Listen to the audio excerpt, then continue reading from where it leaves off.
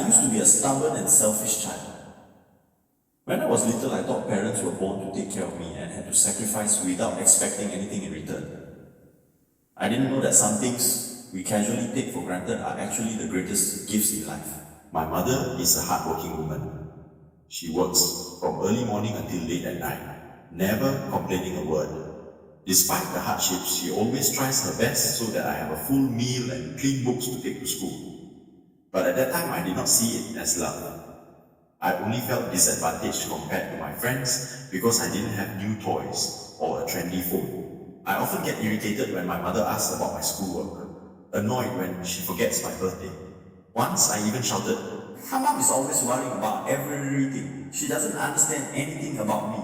Mother just silently looked at me, her sad eyes speechless. I turned my back, not noticing those eyes slightly reddened. Then I grew up, left my hometown to attend university.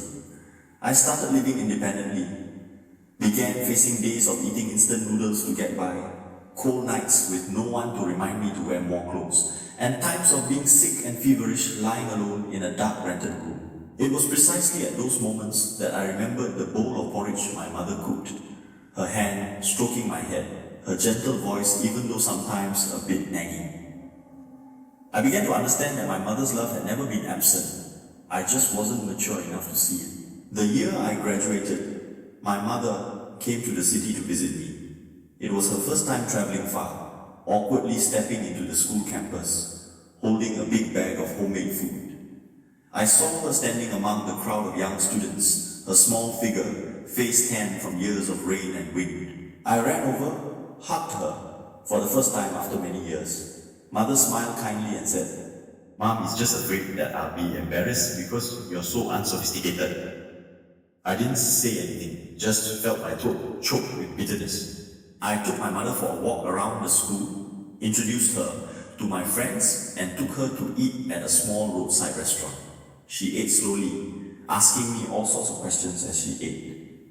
I looked at her hands, rough and thin. Those were the hands that had carried my entire childhood, my whole life. Yet I have never once said thank you. That night, I sat beside my mother watching her sleep soundly on the small bed. My heart was filled with a whirlwind of emotions. I wrote a letter, brief, just a few lines. Mom, I'm sorry for the things I once said. I thank my mother for always being there, quietly, persistently, and lovingly. I can't express it all in words, but for my whole life I will cherish you, Mom. I left the letter on the pillow.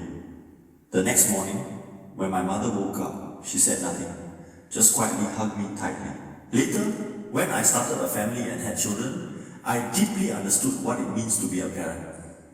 Every time my child was sick, every time I stayed up all night watching over them, I thought of my mother. And I always told myself, I will definitely teach my child to be grateful for the smallest things, because I don't want them to spend half their life learning that lesson, like I did. Thank you sometimes comes late, but the important thing is that it comes from the heart. Don't wait until time passes, and the people who love us the most are no longer by our side to express your appreciation. Thank your parents, thank life, starting today.